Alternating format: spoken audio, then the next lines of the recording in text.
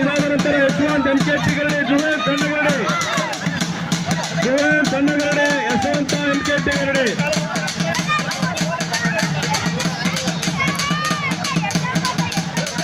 ಶಾಬಾಸ್.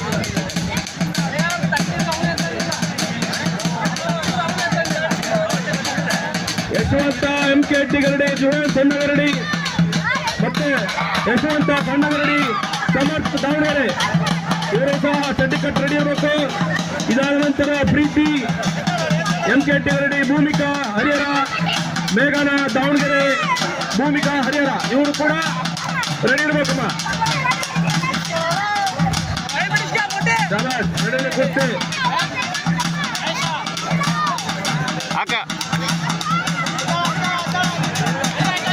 ಈ ಕುಸ್ತಿಯ ದಾನಿಗಳಾಗಿ